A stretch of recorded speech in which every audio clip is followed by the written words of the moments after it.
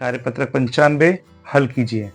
पहला प्रश्न, 80 किलोग्राम गेहूं से 20 किलोग्राम गेहूं की कितनी बोरियां भरी जा सकती है? तो देखिए, इन प्रश्नों को हम लोगों ने पहले ही बना दिया है, अब आपको समझाते हैं।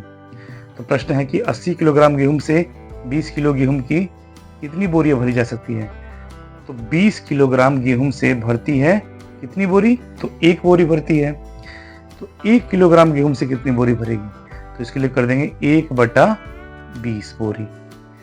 अब हमको कितना ज्ञात करना है? 80 किलोग्राम गेहूं का। तो 80 किलोग्राम से कितनी गेहूं से कितनी बोरी भरेंगी?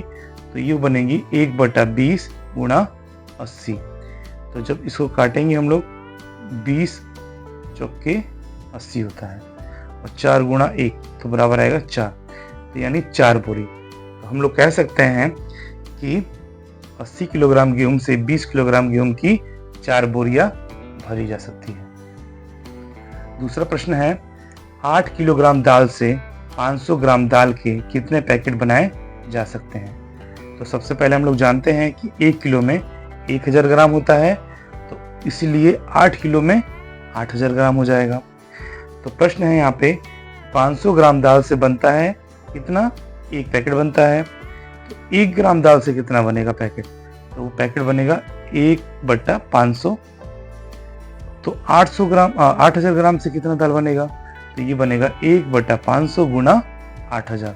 तो जब इसको हम लोग काटेंगे तो ये कट जाएगा, 2 जीरो हो गया, 5 से ये 5 से कम 5, ये हुआ 3, 5 छक्का 30, 16 पंजे 80, और 16 को इससे करेंगे 1 से गुणा तो 16 ही आएगा, यानी 16। तो यानी 500 ग्राम दाल के पैकेट से हम लोग 16 पैकेट बना सकते हैं।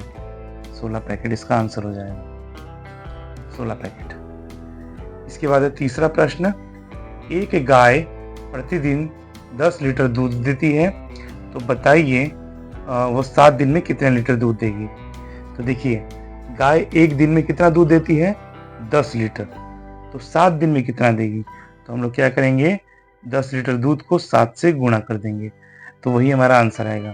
तो 10 गुणा 7 बराबर 70 लीटर। चौथा प्रश्न है, एक बस प्रतिदिन 500 किलोमीटर की दूरी तय करती है, तो वह 5 दिनों में कितने किलोमीटर की दूरी तय करेगी? तो ये बनाते हैं इसको। बस द्वारा एक दिन में तय की गई दूरी कितनी है?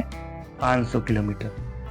तो बस द्वारा 5 दिन में तय की गई दूरी ज्ञात करना है हमको, तो वो हो जाएगा 500 गुणा 5, यानी एक दिन की दूरी और गुणा 5। तो ये हो जाएगा 500 गुणे 5 किलोमीटर। जब इसको गुणा करेंगे तो ये हो जाएगा 2500 किलोमीटर। ये हो जाएगा आंसर कि वो 5 दिनों में टोटल 2500 किलोमीटर की दूरी तय करेगी। इसके बाद पांचवा प्रश्न है कि 6.5 लीटर दूध, 6.5 लीटर दूध से 225 मिलीलीटर धारिता वाली कितनी मगे भरी जा सकती है? तो आइए देखते हैं। सबसे पहले देखते हैं कि 1 लीटर में कितना ml होता है। तो 1 लीटर में 1000 मिलीलीटर होता है, तो उसी तरह से 6.5 लीटर में कितना मिलीलीटर होगा? तो 6.5 लीटर में 6500 मिलीलीटर होगा। अब आते हैं प्रश्न पे कि 225 मिलीलीटर दूध से भरता है एक मग, तो 1 ml दूध से कितना भरेगा? मिलीलीटर से दूध से कितना भरेगा? तो 1/225 हो जाएगा ये मग। तो अब हमको निकालना कितना है? 6.5 लीटर, यानी 6500 मिलीलीटर। तो 6500 मिलीलीटर दूध से भरता है कितना? 1/225 गुणे 6500। तो जब इसको हम लोग काटेंगे तो इसका आंसर आएगा 28.88 मग, यानी 225 मिलीलीटर धारिता वाली हमको 28.88 मग लगेगा इसको भरने के लिए। कार्यपत्रक 96, चित्र देखकर बताइए कि इन पात्रों यानी जारों में कितना मिलीलीटर पानी है। तो देखिए, हम लोग देख लेते हैं। इसमें 100, 200, 300, 400, 500 यानी टोटल 500 मिलीलीटर पानी है इसमें, और इसमें 100 मिलीलीटर पानी है। तो 500 ml और 100 ml बराबर 600 मिलीलीटर। ये दूसरा देखते हैं। दूसरे में है 500 और ये 1, यानी 1 लीटर है इसमें, और ये 500 ml है, इसके बाद 500 नहीं है, ये भी 1 लीटर है, ये 500 ml है और ये 100 ml है। तो ये हो जाएगा देखिए 1 लीटर प्लस 1 लीटर यानी 2 लीटर और 500 ml और 100 ml 600 ml यानी 2 लीटर 600 मिलीलीटर। अब आते हैं तीसरे प्रश्न पे। दिए गए चित्र के अनुसार ए, बी और सी डिब्बों में सबसे अधिक किसका वजन है? तो देखिए ए जो है इसमें 100 ग्राम है, जबकि ए हमारा हल्का है। इसके बाद बी है, बी 100 ग्राम के एकदम बराबर है।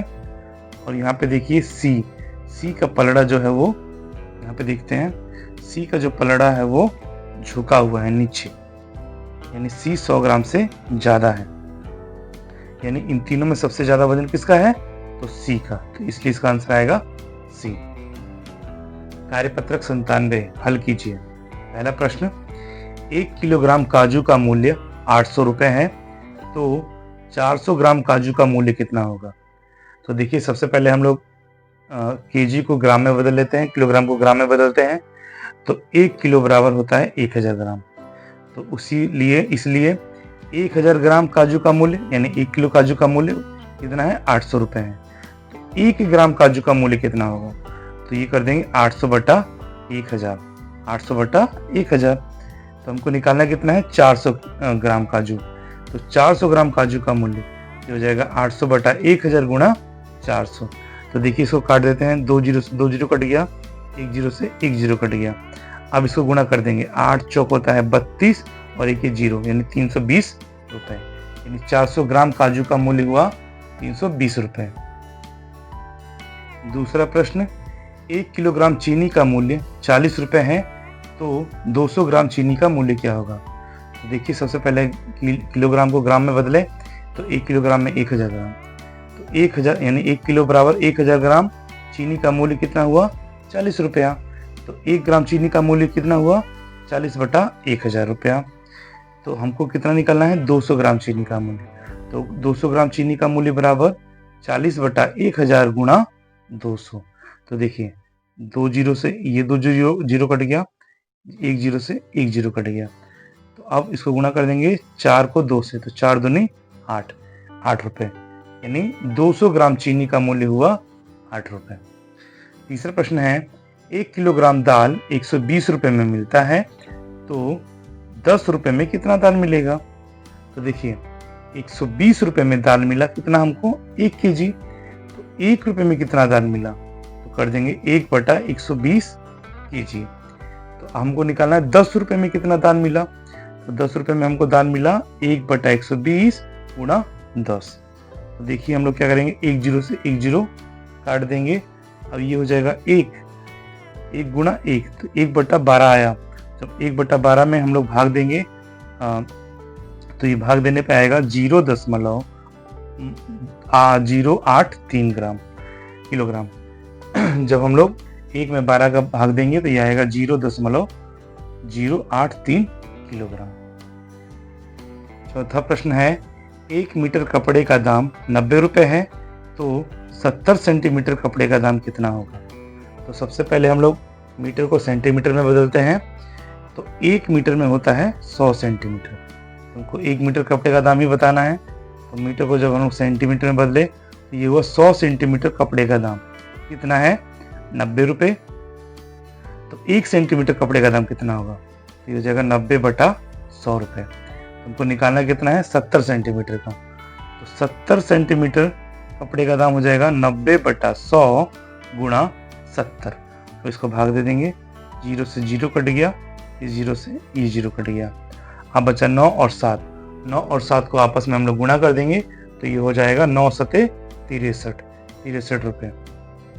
यानी 70 सेंटीमीटर कपड़े का दाम हुआ 63 रुपए। पांचवा प्रश्न है, 1 मीटर कपड़े की कीमत 95 रुपए है, तो 3 मीटर 45 सेंटीमीटर की कीमत कितनी होगी? तो इसके लिए हम लोग क्या करेंगे, मीटर को सेंटीमीटर में बदलें।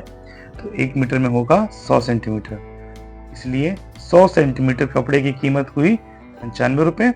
तो 1 सेंटीमीटर की कपड़े की कीमत हुई 95 बटा 100 रुपए। तो हमको निकालना है 3 मीटर 45 सेंटीमीटर।